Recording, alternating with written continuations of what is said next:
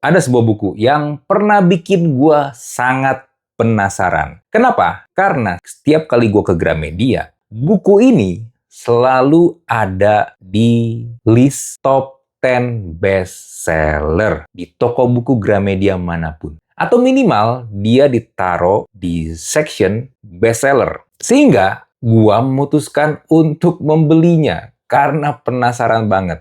Dan buku itu adalah ini, Sejarah Dunia yang Disembunyikan karya Jonathan Black. Nah, di episode Babu bahas buku kali ini, mari kita bedah buku ini.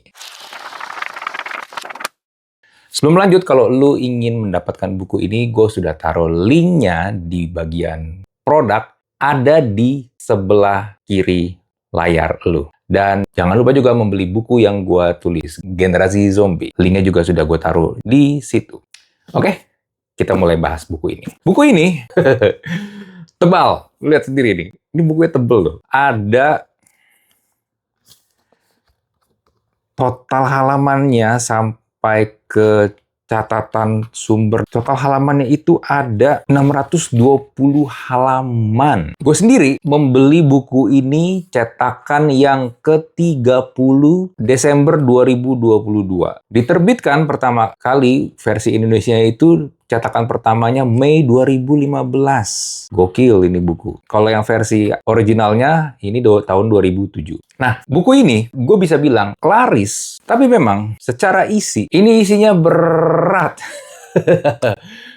Berat dalam arti kata gini ya, banyak banget menggunakan bahasa-bahasa, penggunaan kata yang simbolik. Gua pun harus mencoba mencari tahu apa makna dari istilah-istilah yang dipakai. Jadi, sambil baca, gue juga sambil buka Google. Sudah gitu, penuh mitologi. Dan kita tuh kayak dibawa masuk ke dunia hermetisisme, Kabbalah, alkemis, Freemasonry, dan macam-macam. Yang dimana hal-hal tersebut tentu saja tidak diajarkan di dalam buku sejarah. Dan menurut gua, premis besar dari buku ini adalah sejarah sebagai proyek rahasia evolusi kesadaran. Kesadaran akan apa? Jadi gini, si penulis, Jonathan Black, ia membangun satu narasi yang mengajak pembacanya melihat sejarah bukan sebagai kumpulan-kumpulan peristiwa seperti perang, ekonomi, politik, konflik kekuasaan, melainkan sebagai proses spiritual yang panjang.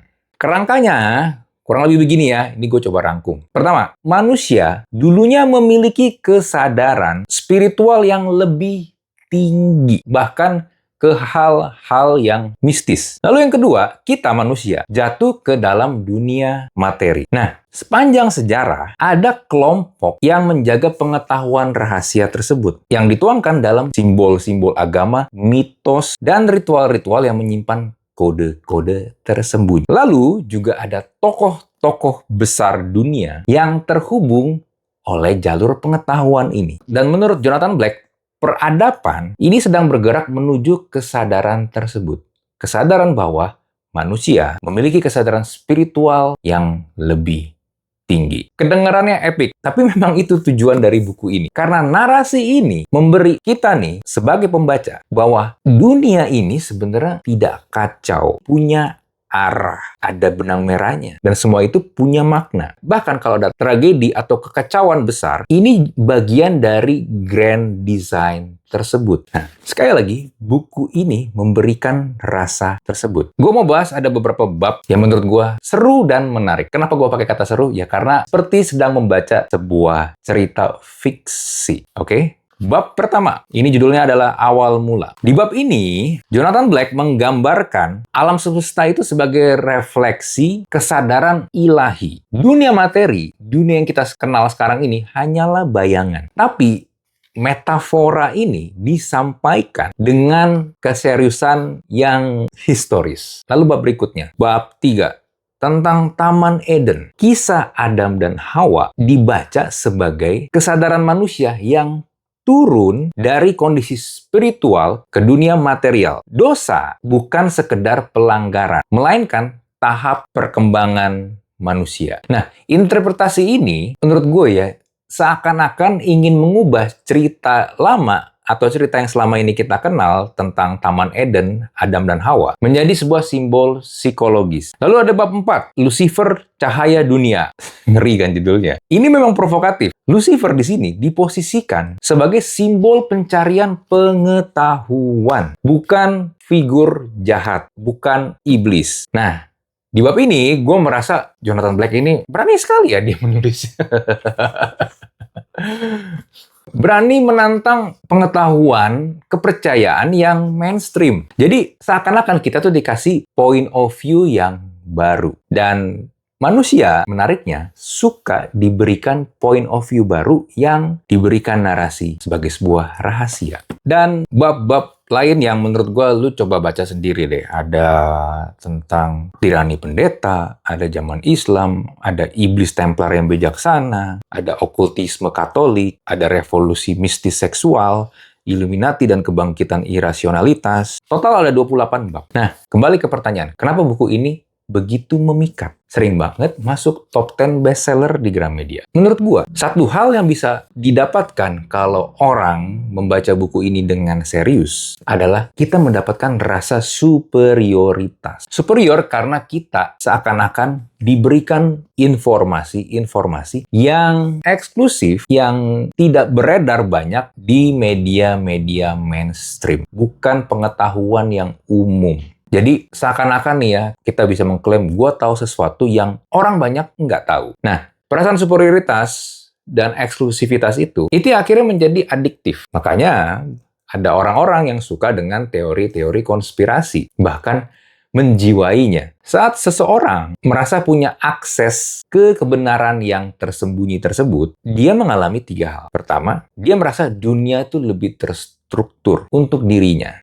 Hidup terasa lebih bermakna. Lalu yang terakhir, dia merasa identitas dia naik level. Nah, masalahnya muncul ketika lu membaca buku ini, mengimani buku ini sebagai sebuah kebenaran, dan seakan-akan memberikan lu identitas baru. Lu akan cenderung menjadi defensif ketika ada orang yang mengkritik atau nggak percaya dengan apa yang lu baca di buku ini. Jadi, gua pun memulai dan membaca buku ini datang dengan rasa penasaran. Pengen mengeksplor apa sih isi buku ini. Kenapa buku ini bestseller terus? Sudah, di titik itu aja. Bukan menjadikan buku ini sebagai sumber pengetahuan gua. Sumber yang menjadi acuan gua terhadap sejarah yang ada di dunia ini. Dan gua akui memang, secara naratif, Jonathan Black pintar memainkannya dan menjadi kekuatan di buku ini. Dia pintar menghubungkan simbol-simbol lintas zaman, merangkai tradisi-tradisi yang berbeda nih dari berbagai macam tempat, menjadi satu cerita yang besar, jadi seakan-akan itu ada hubungannya. Lalu membuat mitologi itu terasa benar-benar hidup dan mengajak kita berpikir tentang makna sejarah. Apakah sebenarnya sejarah yang kita pelajari bukanlah sejarah yang sebenarnya atau hanya permukaan?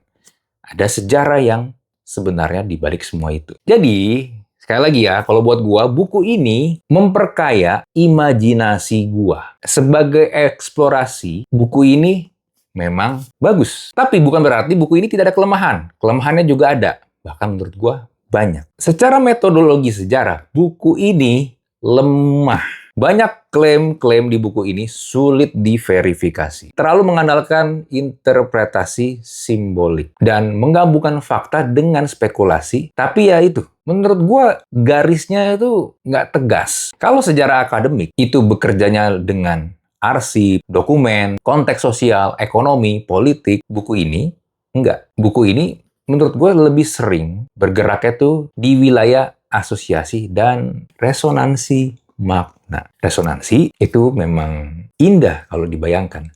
Tapi resonansi makna itu bukan bukti valid. Dan satu lagi, kelemahan dari buku ini, terutama yang versi bahasa Indonesia. Terjemahan ke bahasa Indonesianya jelek. Pusing lu bacanya. Karena pusing, gua sempat cari bahasa Inggrisnya tuh ada atau enggak. Sampai akhirnya nggak ketemu. Dan gua karena memang penasaran, gua coba teruskan sampai bukunya ini selesai. Sambil gua pakai referensi dan riset juga, cari-cari di Google. Untuk apa? Untuk melengkapi buku ini. Jadi gue nggak mau telan mentah-mentah juga apa yang ada ditulis di buku ini. Jadi pusing bacanya. Udahlah bukunya mahal, tapi terjemahannya jelek banget. Ini siapa sih penerbitnya? Alphabet, come on lah. Gue nggak merasa lah lu menerbitkan buku yang topik ya kontroversial seperti ini, tapi come on. Terjemahannya yang bagus dong. Minimal kita bacanya jadi merasa seru gitu kan. Ini enggak, ini aduh terjemahannya berantakan banget. Kayak cuma diterjemahkan kata per kata, tapi tidak menaruh konteks apa yang sedang ditulis oleh si penulis. Itu masalahnya. Jadi buku ini rekomen nggak? Layak nggak buat dibaca? Kalau menurut gue tergantung tujuan lu. Kalau gue kan tujuannya penasaran aja kenapa ini bestseller, dan gue pengen cari tahu apa sih isi dari buku ini. Nah, kalau lu ingin bacaan yang memancing refleksi dari diri lu, atau kalau lu suka dengan perspektif simbolik yang kaya, buku ini bisa jadi akan menyenangkan lu. Tapi kalau lu mencari analisis sejarah yang berbasis dengan arsip nih, argumen yang sudah diuji dengan ketat, atau pembuktian akademik, lu mendingan cari sumber lain. Buku ini nggak memberikan hal tersebut. Dan buat gue yang penting adalah bukan menerima, bukan kita jadi harus memilih nih, menerima atau menolak buku ini. Ya, baca dan nikmati saja. Udah, that's it. Nikmati aja sebagai sebuah cerita yang minimal bisa menghibur lu. Oke? Itu dari gue. Seperti biasa, kalau lu punya pertanyaan atau lu mungkin punya pendapat tentang buku ini, silakan bisa langsung tulis di kolom komen. Kita jumpa lagi di episode Babu Bahas Buku berikut.